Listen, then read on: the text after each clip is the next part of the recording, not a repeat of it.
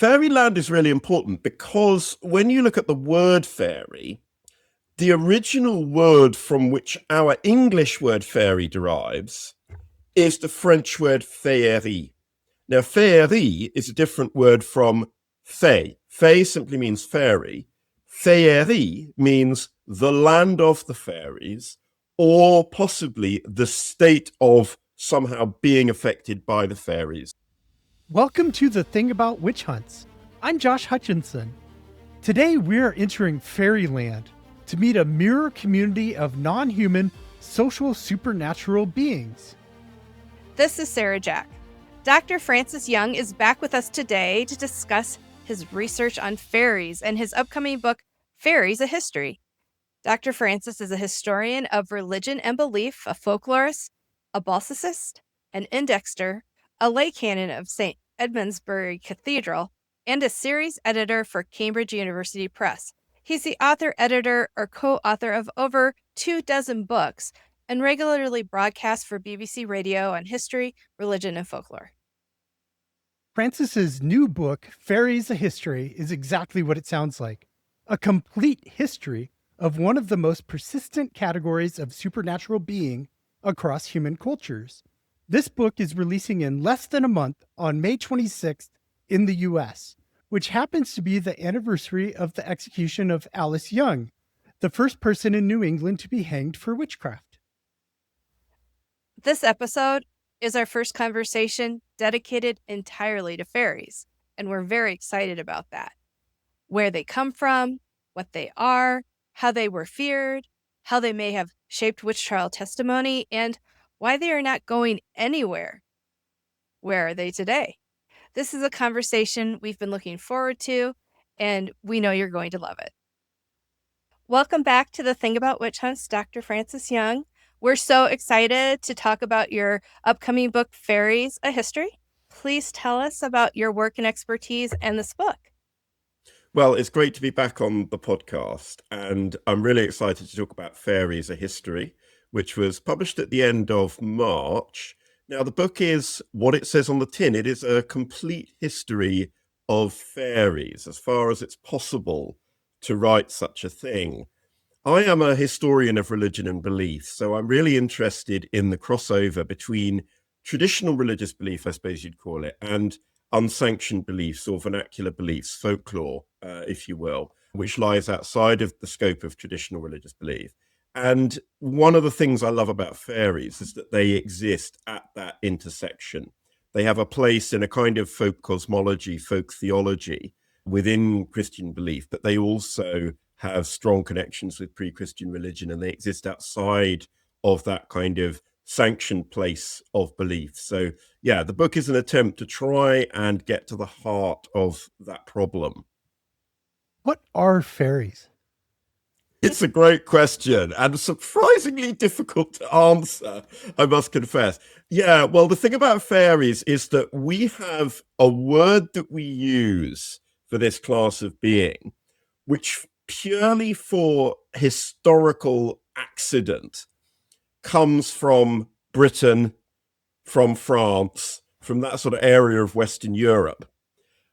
And that's the word which has turned into this kind of internationally recognized term. But it's not been adopted through any kind of thought or for any real reason other than the dominance of kind of Anglo-American culture. So when we talk about fairies, I would argue we are talking about intermediate beings that exist somewhere between humans and gods, but are terrestrial. So distinct, for example, from angels, which also exist between humans and God within the sort of traditional Christian cosmology. But angels are very much heavenly beings. They're not terrestrial beings. And so these are beings that are connected to the earth, to use the technical term, they're chthonic, they're to do with the earth or under the earth.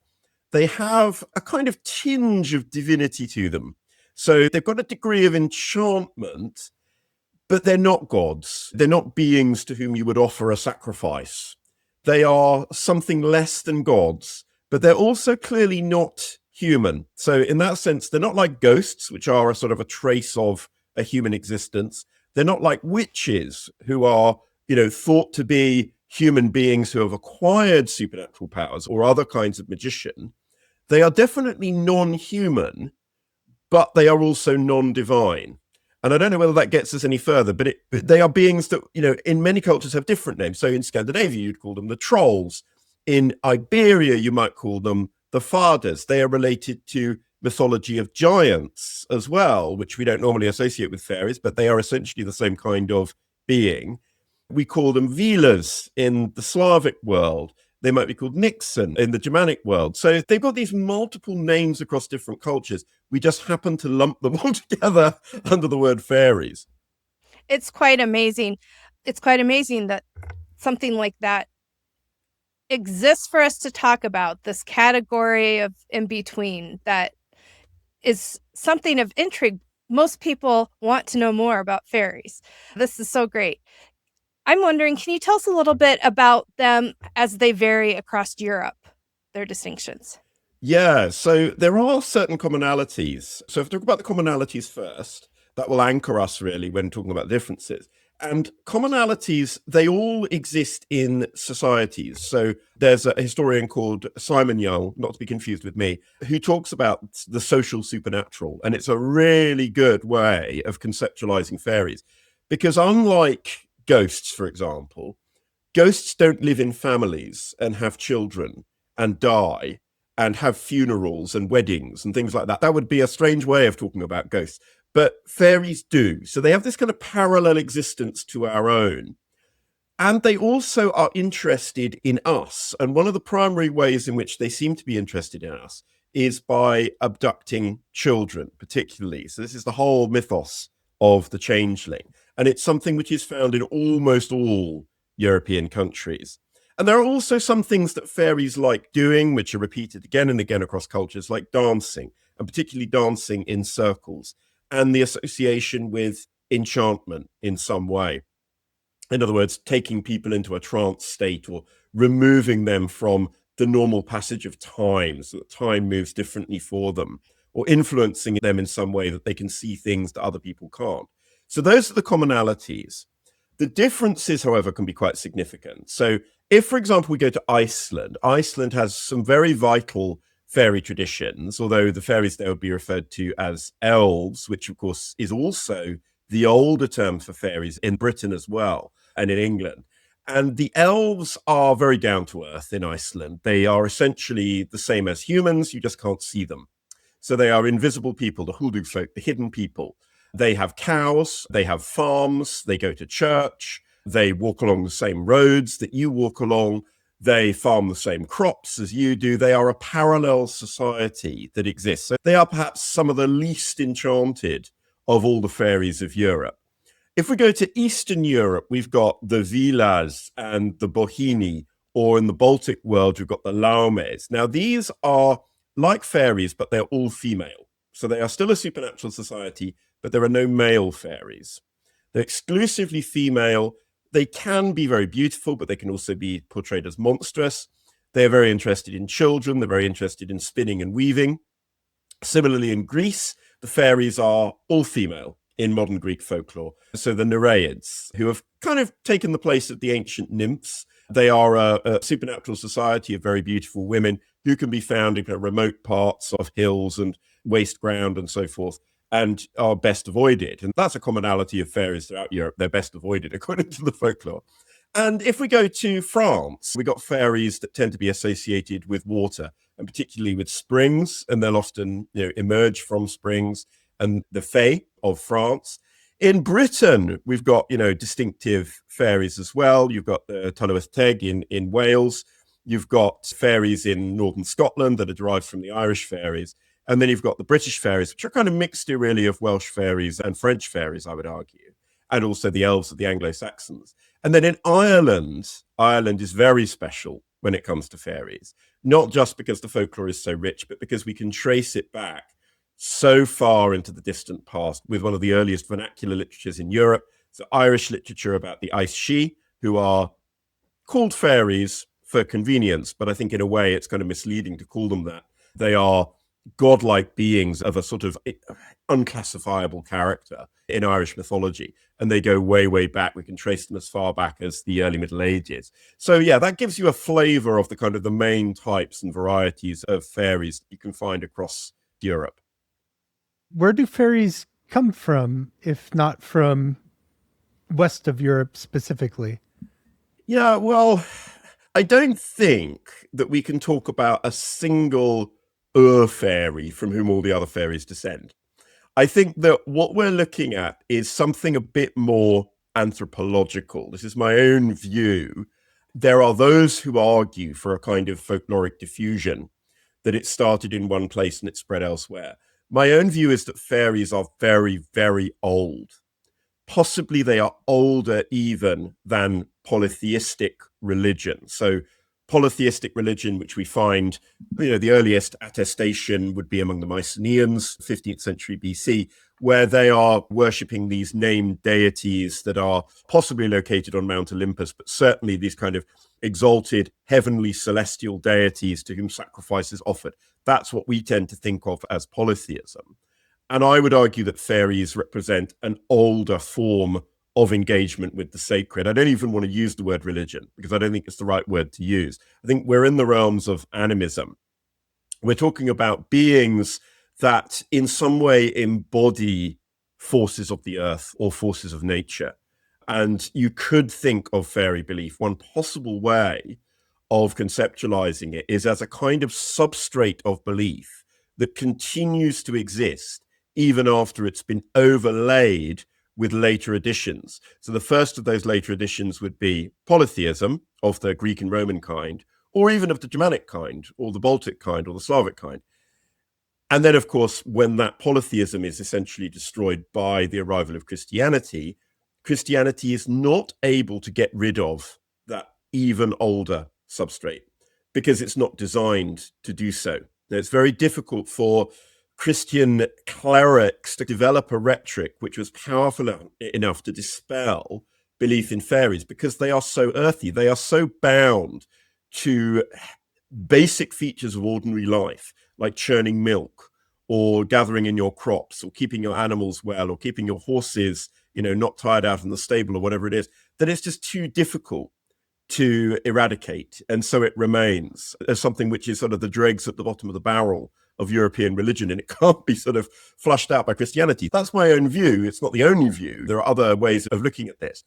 But yeah, I see them as almost universal. I've not encountered a European society that doesn't have fairies in some sense. And we can also recognize in other societies close to Europe, so in the Near East, for example, in North Africa, in the Islamic world, the jinn is, I think, very closely related to fairies. Now, I'm not an expert on Islamic belief and I'm not an expert on jinn, so I don't want to pronounce definitively on that. But my feeling is that the jinn are very, very closely related to the European fairy. Can you touch a little bit on how we have fairies in fairy tales, fairy in this folk belief, and then fairies in literature? I think you're right. There are these sort of three ways in which we encounter fairies in our culture. And one way is through folklore. And ultimately, that folklore goes back to actual memorates of people claiming, I saw a fairy, an encounter with a fairy. And I'm really interested in those. I think perhaps because I'm a historian, I tend to focus on that because it's a witness statement. It's a kind of a reported event. And therefore, in the book, there's quite a strong emphasis on people who claim to have encountered fairies and how we should make sense of those experiences. But as you say, there are also ways that we encounter fairies in culture through fairy tales.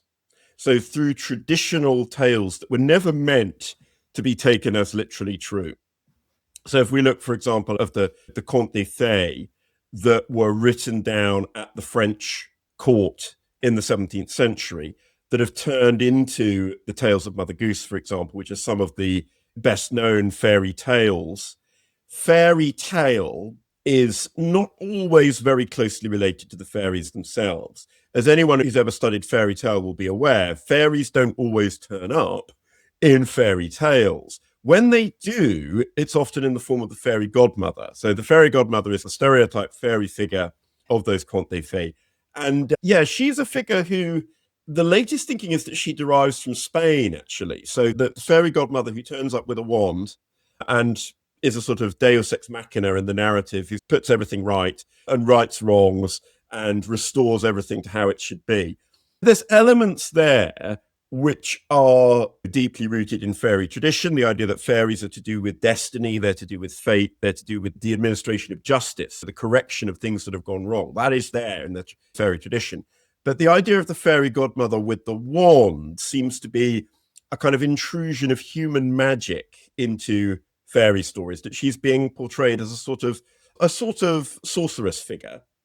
And we find that also in the Romance tradition. So going back to the 12th century, you've got figures like Morgan Le Fay, who appears in the Arthurian romances as a woman who may or may not be human. Sometimes she's human, sometimes she's not. Sometimes she's good, sometimes she's bad, depending on which version of the Arthurian tales you want to read. But she's usually bad.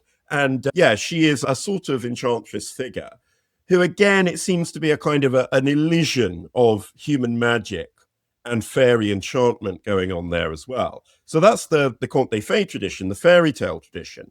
And then we've got fairies in literature. So the idea that you could actually, from whole cloth, develop a new narrative about fairies, and that begins with Shakespeare's Midsummer Night's Dream, the most famous and the original example of fairy literature. But that, of course, was not written to be read. It was written to be performed as a play. And so it's deeply intertwined with stage fairies. The literary fairy and the stage fairy are essentially the same thing. And it's on the stage that fairies start to acquire some of the elements that we would be most familiar with in contemporary popular culture. So, for example, the idea of having gauzy wings. Fairies did not have wings until they appeared on stage in the 17th century. They don't start having wings in art until even later, late 18th century, they first appear in art. And likewise, in other literature, it doesn't appear until later. And other elements like the idea that fairies are usually feminine. That's something which also comes from the stage and from the tradition of women representing fairies in pantomime. Other things like holding the wand, wearing the gauzy dress, all these kind of elements of a fairy that you might expect to see in a children's fairy colouring book in any bookshop today, and what most children might think of if you say the word fairy. That sort of stereotype, that emerges from the 19th century stage. Another thing that I think about when I think about fairies is fairyland. What do we need to know about this realm that they exist in? Fairyland is really important because when you look at the word fairy, the original word from which our English word fairy derives is the French word féerie. Now, féerie is a different word from fée. Fée simply means fairy. Féerie means the land of the fairies, or possibly the state of somehow being affected by the fairies, so kind of fairy enchantment. And when the word passes into English, this is in the 15th century, through some kind of mistake or oversight, it's not the word fey, which passes into English language. Interestingly, it does pass into Scots, the Scots language. The word fey still exists. But in English, it's fairy as a singular. And so fairy and féerie, the land of the fairies, or fairyland, as we might say today, are very crucially linked. And something that we see in the late Middle Ages is the increasing sophistication of understandings of the society of fairies. So fairy societies before the Middle Ages are obscure. We don't truly understand how they were imagined or whether they were imagined at all, just that there is a fairy society somewhere out there. But from the late Middle Ages, we get this idea of a hierarchical fairy society that's ruled over by a king and queen of the fairies. And then there will be a fairy court, there will be fairy government, fairy laws, perhaps a hierarchy of fairies where some fairies are more exalted, some are lower, the sense that some fairies are beautiful, some fairies are ugly. And so, we get this idea of an underground fairyland, which can be accessed through hills or barrows or mountains. And once you're in it, the rules are different from they are in our world. So time moves differently. You mustn't eat the food. Don't eat the food. That's really crucial. That comes up again and again and again. And you might be stuck there. Getting out is a challenge. And also, even if you do get out, you might not be allowed back in. And there's lots of stories Perhaps the most famous one from Britain is the story of Elidir, who's this boy who makes it to fairyland, plays with the fairy king's son. But then one day when he tries to steal a golden ball, he's shut out of fairyland forever. And so that's a theme which comes back again and again as well. Are we learning about the cultural details about fairy belief because of accounts that people have recorded? Or is there like a demonology is there like a fairyology? How do we trace that history about who they've been and what they are? That's a really good question. How do we know about these kind of beliefs? Because they are vernacular beliefs. They're beliefs held by ordinary people. Up to the late Middle Ages, there were also beliefs that were held by elites.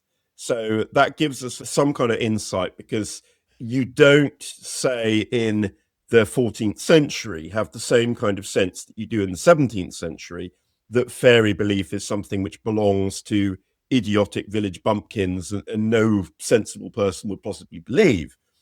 So when you look at Chaucer, for example, and he writes about fairies, that seems to be what people of all classes in the 14th century would have said about fairies. By Shakespeare's time, perhaps that's starting to shift. But certainly we encounter occasional references to fairies in witch trials, but they're only very occasional. So the interest that magistrates seem to have taken in fairies was fairly low. Generally, when it is discovered that somebody believes in fairies, they'll be getting a slap on the wrist rather than being put to death for witchcraft. There's a couple of exceptions to that. There are a couple of cases where fairies are the main event in a witch trial and in witch testimony. The most famous example is Isabel Gowdy. And in fact, in Scotland, that was the one country in Europe where if you said that you believed in fairies, you would be burnt to death as a witch, because Scotland had such draconian witchcraft laws compared to almost any other country in Europe. But in England, saying that you believed in fairies, that was not a huge deal as far as the church, as far as the magistrates were concerned. So we know a little bit from those kind of accounts. We know about it from penitentials, which are kind of lists of sins, don't believe in this, don't believe in that, which obviously tells us what people actually did believe because they were being told not to believe it. And we know about it from preachers. So from the late Middle Ages onwards, you get preachers who are saying this is what people say about the fairies. Mostly they will say this is ridiculous nonsense, don't believe this.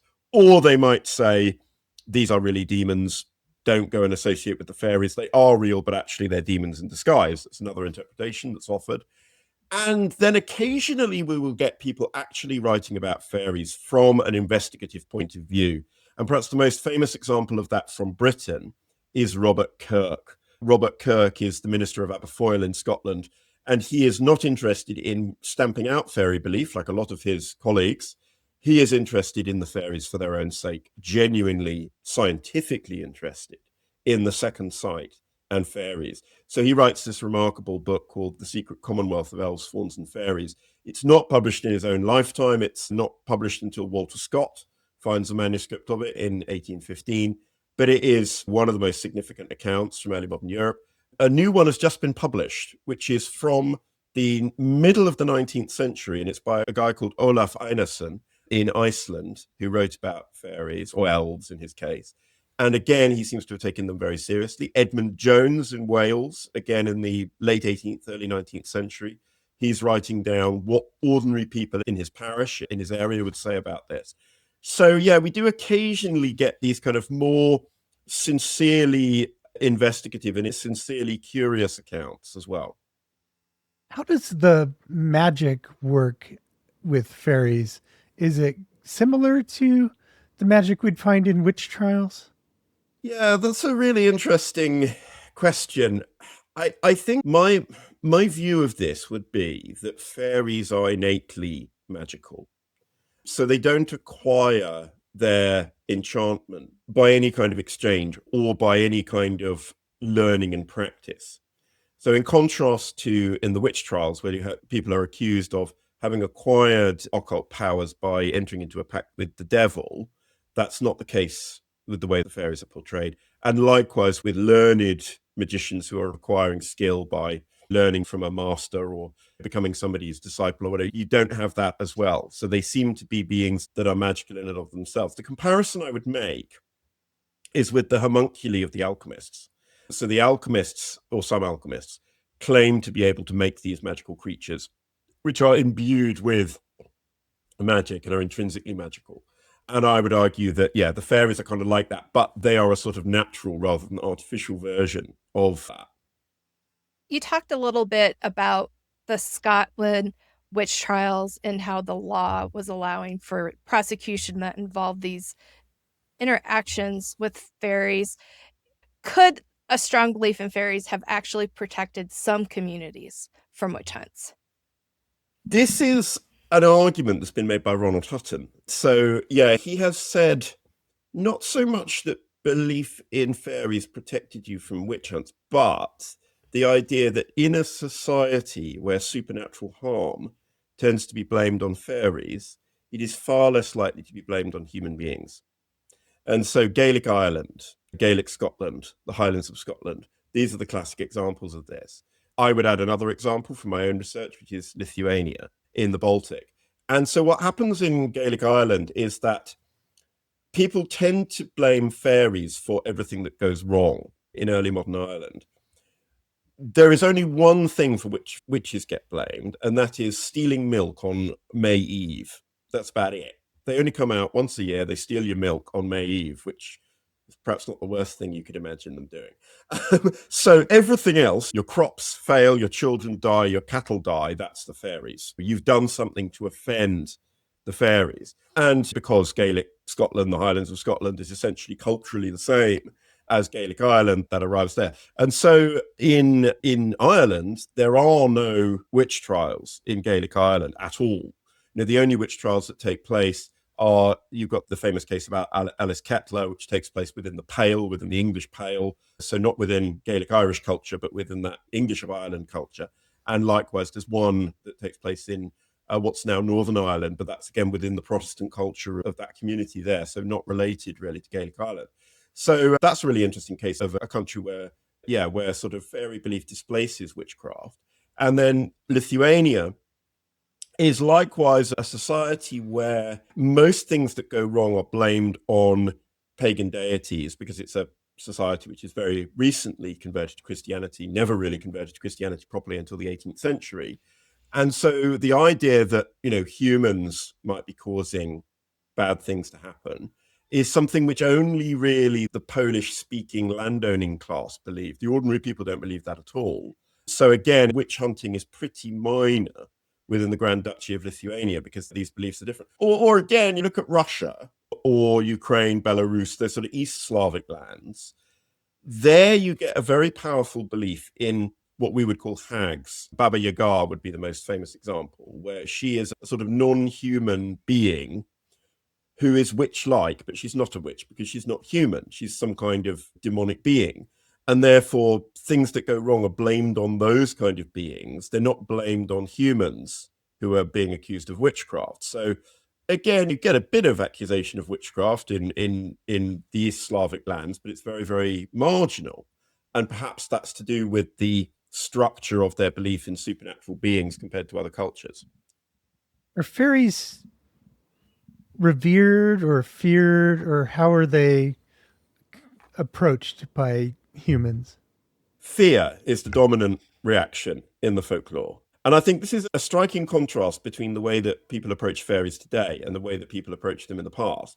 In that today you will have a lot of people who might find fairies reassuring or cute, or might even be, if they've incorporated them into some kind of spirituality, they might be interested in communicating with fairies, for example. You get people who will have that idea today. That is very much at variance with the traditional view that fairies are to be avoided to such an extent that you should not even name them. So lots of the names that we have for fairies are in fact euphemisms. Tylwyth Teg in Welsh means the fair folk because you don't name them. In Ireland, they're traditionally referred to as the good people or the others. You don't refer to them because to refer to them is to potentially invite them to enter your life.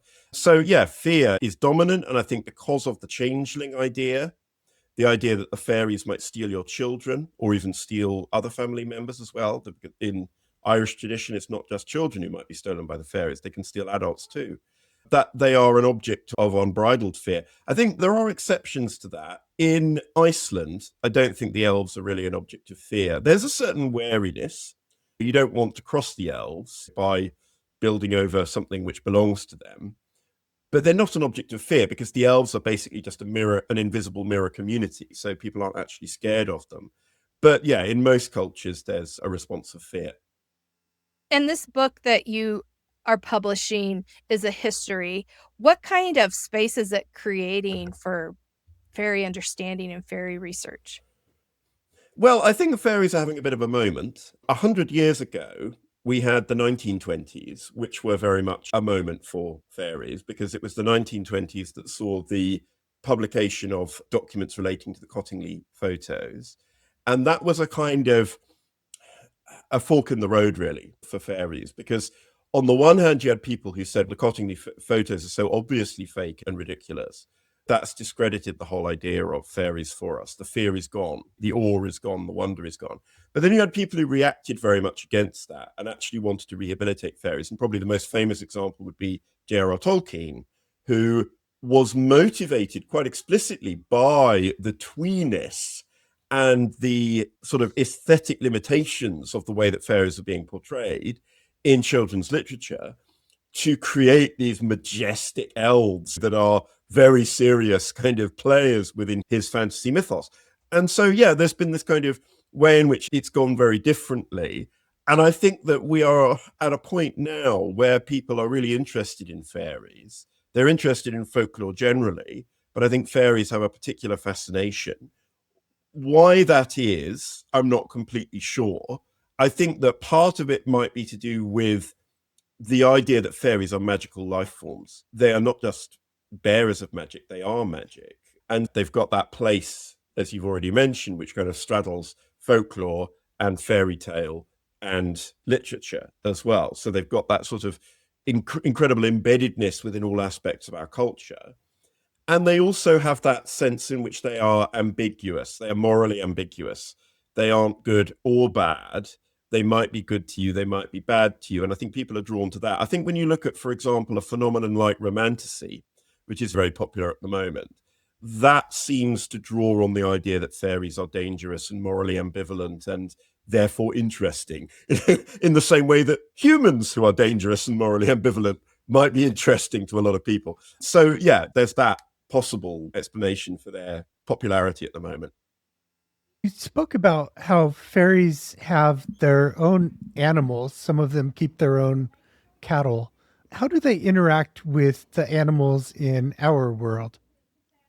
Yeah, there are fairy animals. A famous example would be the cattle of Llanfairpwllgwyngyllgogerychwch. So this is in a Welsh legend where there's a fairy who emerges from a lake and marries a human and brings with her a dowry of these cattle. And you can still see them. Their descendants are still in Wales at Dinnefwr Castle, which supposedly are from this original fairy herd. So yeah, you get fairy animals. I mean, some people say that black dogs like Black Shuck could be considered to be fairy animals.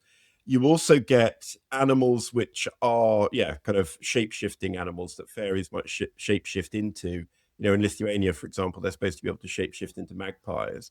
So, yeah, there's various theories about the relationship between fairies and animals. But there's one theory which I think Emma Wilby has advanced, that when we come across mentions of familiars in the witch trials, that possibly derives from an interpretation of fairy folklore, of fairies being able to transform into animals or appearing in the form of animals. The jury is out on that, really, because nobody has yet really been able to explain animal familiars and how that works and where that comes from. There's also a possible connection with animal mascots of saints. Our saints are often portrayed with sort of an associated animal that's somehow tied up into their story. But yeah, there are fairy animals in the sense of animals that belong to the fairies, but also animals that they can shapeshift into or are interchangeable with them. I find the animal part so fascinating, the familiar with the witch or with the fairy. It makes the animal magical in a way, sometimes bad, sometimes good. It's fascinating because the animals we see and experience and live with or observe, witches, fairies, they might be there the evidence of them is there, but animals may have more engagement with them. I think it's interesting. There's so much in witch trial stories about alleged witches turning into animals. So I really see that thread there. Oh, I wonder what could we learn from comparing. Of course, reading your amazing book and reflecting on New England and witch trials, I was kind of thinking, what is in the Salem witch trials or what is in the Connecticut witch trials that kind of represents fairy belief? Is it there? And we did see specifically that one of the accused witches had an elf lock cut off of her head during her witch trial. And I found that interesting. I think they were probably cutting it off because of the belief, not because of the danger of it. What do you think?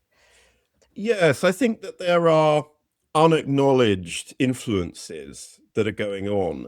The particular witch trials that I've spent longest looking at are those from Suffolk in England. And there you do find references to changelings, you find references to human animal transformation, to the idea of people going on rides through the night in sort of trance states, riding horses, for example, much like what the fairies are said to do, riding horses at night and tiring them out, and people encountering beings that look like fairies that are sort of the size of little children as well. And this is all scattered through the more usual kind of accounts that you find in 17th century testimonies. But it seems to me that people, when questioned by Matthew Hopkins or John Stern, they are drawing upon a sort of reservoir of folklore in order to make testimony that sort of makes psychological sense to them, or that they think will make psychological sense to the interrogators.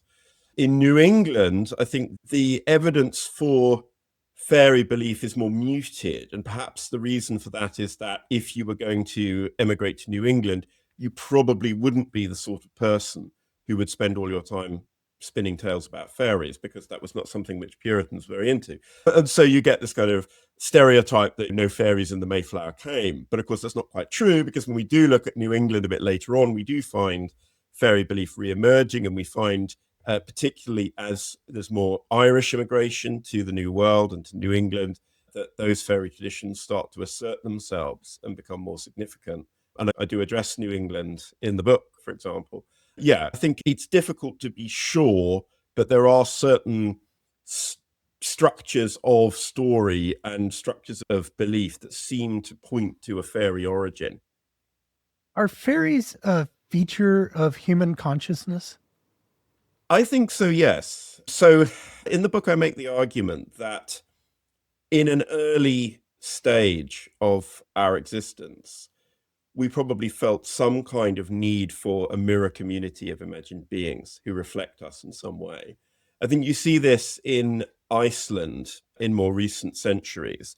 You've got people there who are moving into a completely uninhabited landscape. You know, nobody lived in Iceland until Norse settlers arrived there in the 9th century. And then the people who lived there were always very cut off from the rest of the Scandinavian world, and always in very small numbers. These are tiny communities. There aren't really even any villages in 19th century Iceland, just homesteads. And it's a very unpredictable landscape. Anything could happen. A volcano could erupt. Hot springs could spring out of the ground at any moment, or you get some dreadful storm come in from the Atlantic, which buries you all in 3 feet of snow or whatever. So yeah, it's an unpredictable, but also a very lonely landscape. And one theory which this has been advanced recently by Matthias Egeler, who's a scholar of particularly of Icelandic fairy belief, that the elves are a kind of response to loneliness. And you can see how that would have been the case for our Paleolithic or Mesolithic ancestors, that there's this desire to somehow project your consciousness onto the world that you're experiencing, which would otherwise be a very lonely place. Now, as our societies become more sophisticated and our society becomes more sophisticated, the space for that kind of projection, the space or the need for that feeling of a supernatural community mirroring our own seems to recede, because we don't have time for it, or there isn't space for it, or it just doesn't make any sense in terms of the lives that we're leading. But I do wonder if perhaps it's a way of making sense of the loneliness of being human in a very empty landscape. And do you think that starts with children and loneliness, or is it certain children would engage with fairies and then as adults they're fairy believers? How does that work? Children do seem more attuned to the idea of fairies, and there's various interpretations you could adopt for that. So you could say children are credulous and they'll believe anything that they're told, and therefore if you tell them there are fairies, they'll believe it. But I'm not sure that that's the whole story. I think perhaps it comes back to being more open to the idea that everything has a personality. You know, children will often personify, and they'll have a sense that personhood extends beyond where it ought to in the view of an adult who has been formed by a conventional education. And so children will, personify machines, or they personify cars, or they personify trees, or the way that they speak about the world will suggest intentionality in a way that an adult shouldn't properly speak of the world, at least so we're assured. So yeah, I think that there is in that sense, a connection between fairies and children that is unique. I've been really fascinated with looking more at the personification of objects and nature. Reading your book, you really get to think about that and look at histories, that cultures, that was very much a part of their reality. And I think back to my childhood, and when I was very small, one of the things that my father told me was the man on the moon. Let's leave sticks Yeah. out for him at night. He's going to come down, get the sticks, and then the next day I look and the sticks are gone. But also, I think I'd look up at the moon and I see the face of the moon. So the moon is the man on the moon. It's very interesting how, as children or humans, we can really add these rich dimensions to our experience.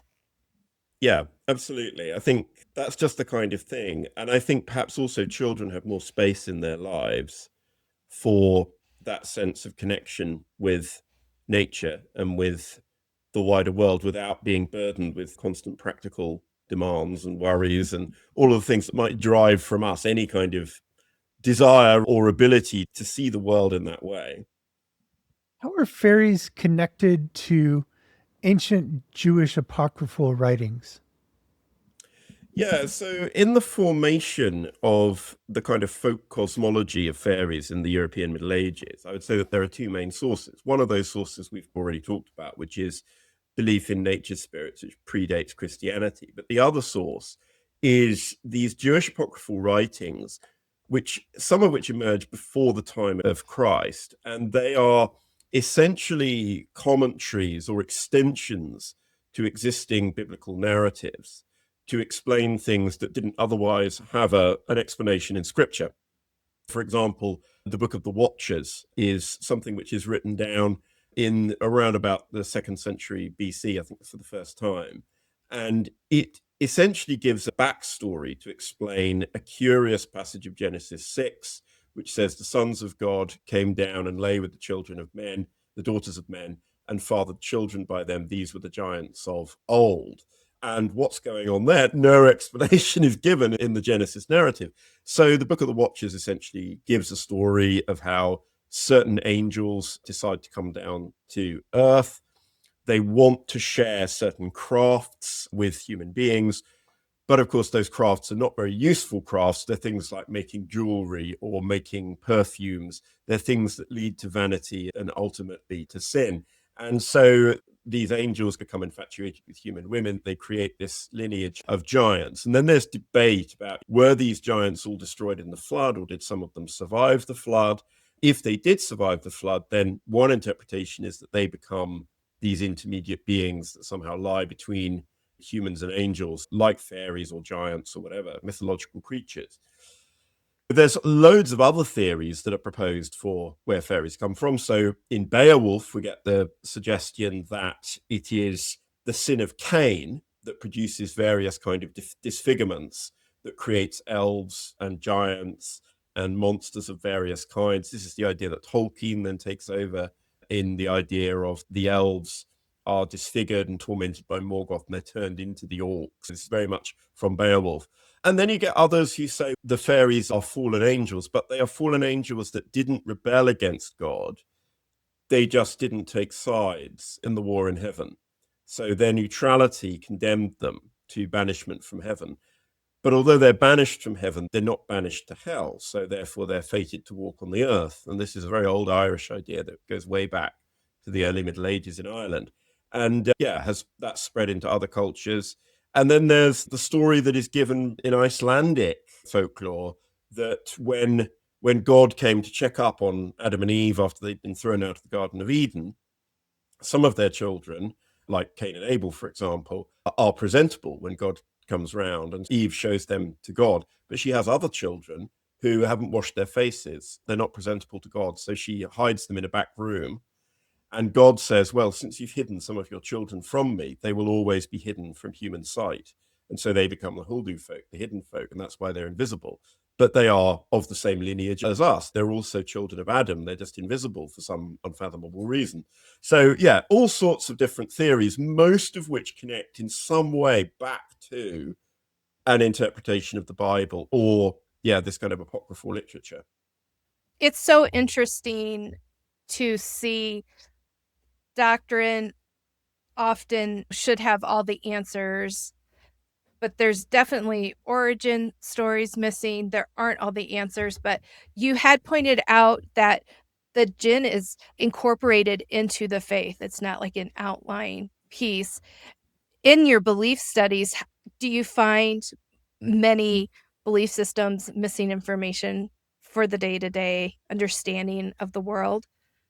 Yes, I think that's one way to explain why fairy belief has remained so persistent, is because it provided people with a way to account for things that conventional mainstream religion didn't deal with or didn't always deal with. And one argument that's been made is that fairy belief exploded after the Reformation because the Reformation had slimmed down the area of concern of religion and what might be addressed in a sermon. Whereas in the late Middle Ages, it was quite normal for your local parish priest might give you a sermon warning against consorting with fairies. That was much less likely after the Reformation because that was considered not proper material for a preacher to talk about. They should be preaching about the Bible and doctrine and not things that random fables that people believed in. And that meant that area was then no longer under the control of the church, and it was open to anyone to move into that area to exploit. And I think that there is a sense in which fairy belief is sort of constrained, but also possibly liberated by that experience of the Reformation. And what did the Enlightenment do to fairies? Yeah, so we get really a kind of shift around about the second half of the 17th century, where people start to reject fairy belief out of hand as something which cannot possibly be true. Up to that point, you'll mostly get people kind of non-committal about such things. They won't inquire into them because they're not mentioned in the Bible. We can't say they definitely do exist, but we also can't say they definitely don't exist because we get people saying that they've encountered fairies and so on. But essentially, you get from the second half of the 17th century a determined kind of campaign amongst learned people, whether theologians or natural scientists, to limit the range of what the world contains. And a good example of that would be Balthasar Becker in his The World Bewitched, where he tries to demonstrate that whilst demons might possibly exist, they are only to be believed in because the Bible mentions them. We can't possibly say that any given thing that happens could be the work of demons or indeed angels. And therefore, they are a sort of entirely passive and almost meaningless belief that is just there in order to pacify the clergy so that people don't question anything that's mentioned in the Bible. But they have no role to play in the world. And obviously, if you've eliminated demons and you've eliminated angels, then by default, you've eliminated fairies. And so that belief kind of becomes unacceptable amongst learned elites. Now, of course, that has no effect on ordinary people. Ordinary people are going to carry on believing what they've always believed. But it becomes, from that point, if you're a member of the elite, fairies are something which you go to watch on stage or in a masque or read about in a book of entertaining tales. They're not something you would actually fear or actually expect to encounter. But having said that, there are people who are fairy believers who turn the Enlightenment against that and go in the opposite direction, Robert Kirk being an example. Robert Kirk is very much an Enlightenment thinker who is interested in the second sight and in explaining it scientifically. So, yeah, there is a counter tendency, but overall, the general tendency of the Enlightenment is to kind of ridicule fairy belief. Is there anything else that you would like to share with us today about fairies or your research or the book? Well, I think the one aspect that we've not really touched on very much is the role of fairies in more recent decades. And the book does go right up to the present. And the encounters that people claim to have with fairies, and this is something which still carries on today. So there is, for example, a fairy census, which Simon Young conducts every few years, where he gathers all the testimonies that people send into him of people who claim to have encountered fairies. So you've got Jo Hickey Hall with her Modern Fairy Sightings podcast, where she speaks to people who claim to have encountered fairies. And this is something which has also been done in Ireland, where attempts have been made to document encounters with fairies as real experiences that people have. And so that's a strand within modern fairy belief. Obviously, you've also got a strand of fairy literature. I've mentioned romanticy as the modern expression of that. And also a strand of fairy storytelling, which these days probably mostly in film and TV rather than in writing or on stage. That's sort of the fairies of Disney have replaced the fairies of pantomime of the 18th and 19th centuries. And so all these strands are absolutely present. And I don't think that there's any sign of the fairies going away. There is a long tradition of people saying, oh, the fairies are dying, fairy belief is disappearing, or it's all going to end. And I would dissent from that because I think all the evidence is that it's going strong and will carry on doing so. Just adding on to what you're saying about the current space for talking about engagement, one of the other themes in your book is we need to allow people to share their engagements with us, and we need to have freedom of fairy belief as well as other beliefs.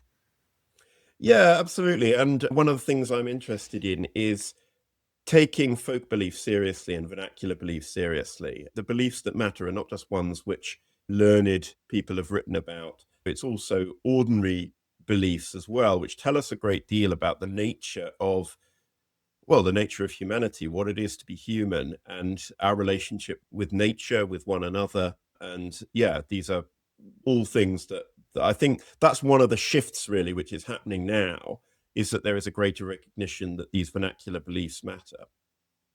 Thank you, Dr. Young, for talking with us about your soon upcoming book, Fairies, a History. If this conversation sparked something for you, pick up the book, which is available now in the UK and in the US soon on May 26th, and share the episode and talk about what you think about fairies. If you want to keep learning about the history of belief, accusation, and the world that shaped witch trials and witch hunts, do you know where to find us? We're at endwitchhunts.org and aboutwitchhunts.com. Thanks for joining us for our search for fairies. Have a great today and a beautiful tomorrow.